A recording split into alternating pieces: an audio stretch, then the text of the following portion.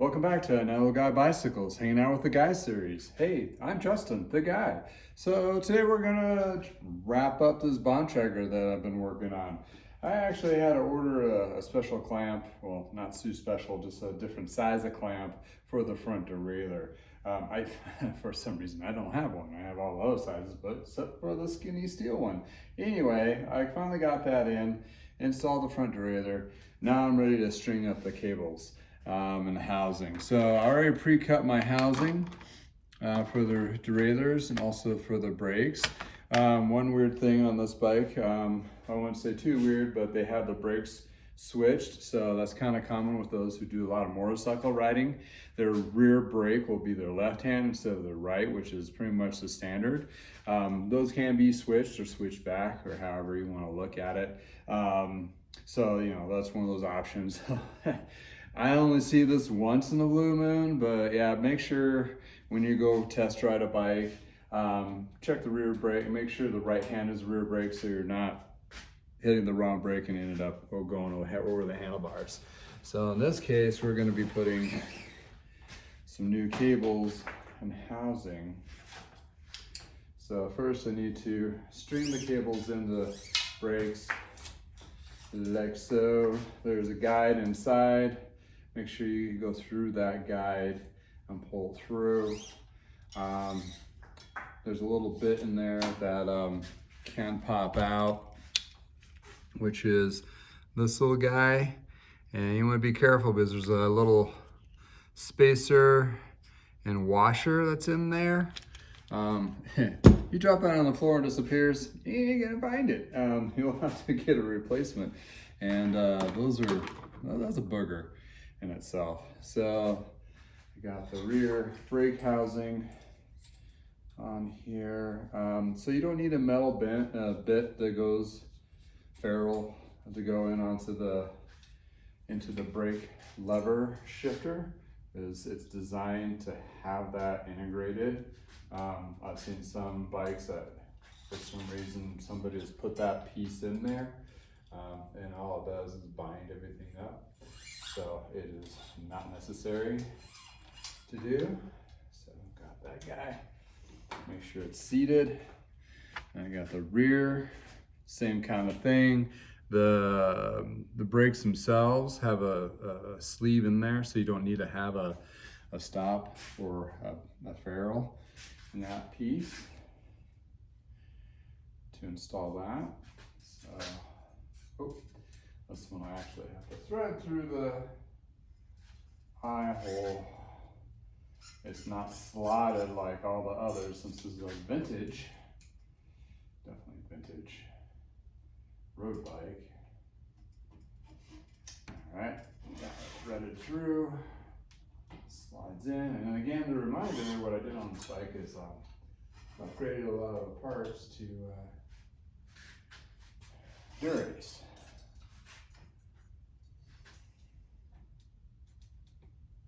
So once you get the threaded in there, then you can take your Allen wrench. I use a Y wrench on these. Tighten your cable.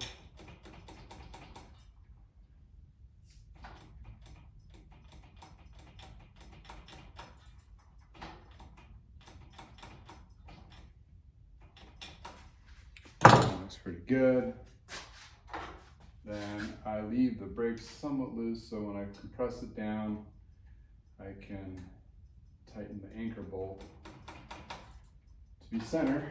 And since I did switch out wheels, I will need to adjust these brakes real quick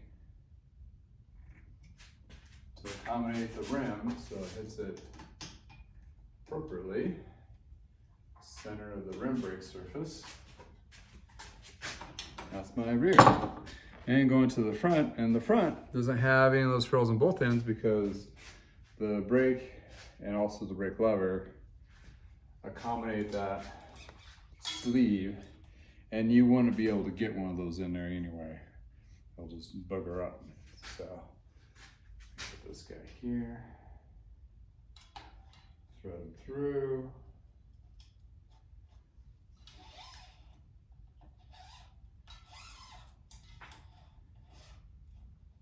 slide into the brake. Tighten that cable down.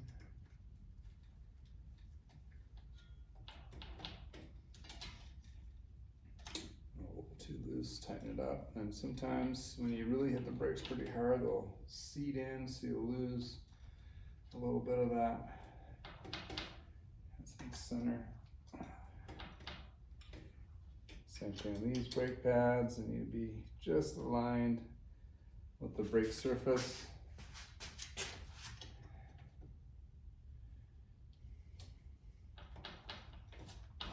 Voila. So, these brakes came off a different bike, and these are different wheels, or these are the same wheels with different brakes. That's what it was. So that's the brakes. Sometimes you'll need to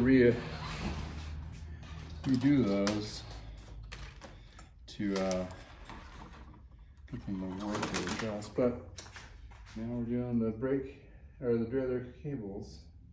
I've shifted these down to the smallest cog. Oh, apparently I thought I did. You thread that through. Sometimes you'll see a little bit of light on the other end, so you can kind of get it in there. And before I string anything up, I like to make sure it works first. Sometimes a cable will get ajar in there and kind of not seat correctly. Then you string everything up and you're like, oh man, then I gotta redo all that.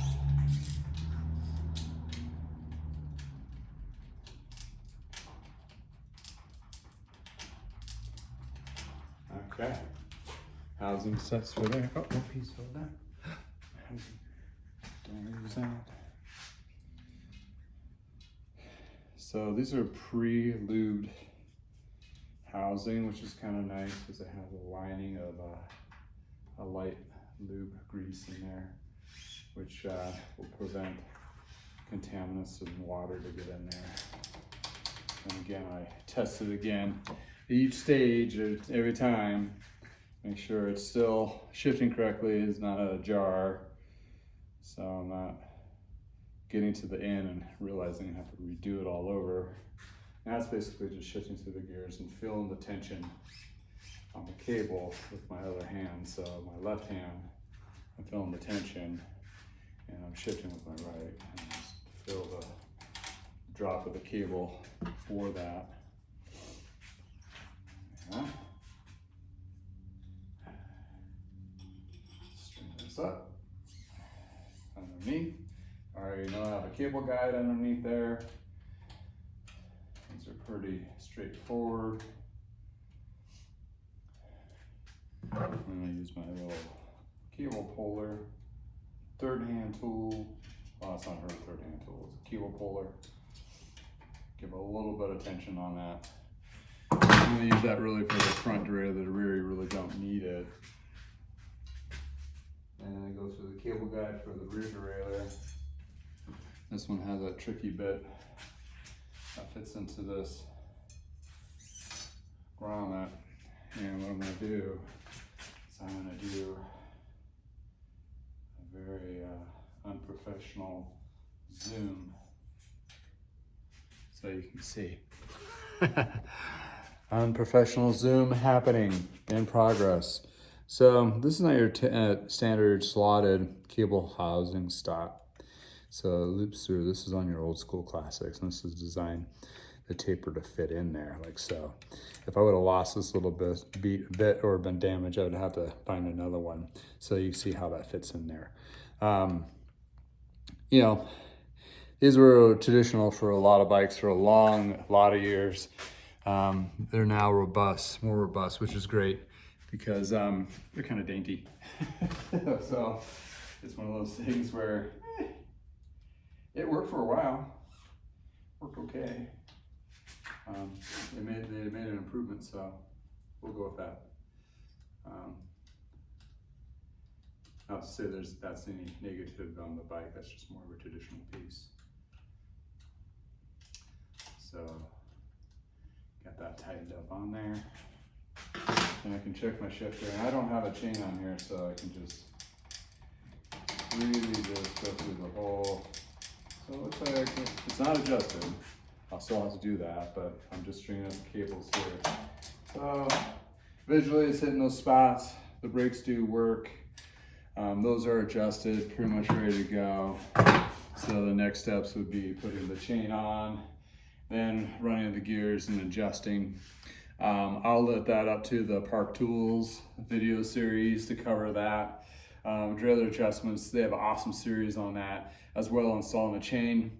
I don't need to beat a dead horse on that one, so I'm just showing you the little tricks that I need to do to accommodate to sometimes vintage, which is in this case, a vintage bike.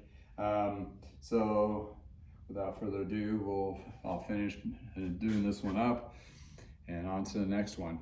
So taking the scary out of use, one bike at a time. If you like what you see, subscribe to YouTube or like my Facebook page, or if you want to go to my website, which is in the comments below, go to my website and join the email list, and there'll be blogs and so forth emailed out, as well as my new product, or not new, but new to me, new to you, product bikes going out. So thank you for your time today, and I hope you have a great afternoon.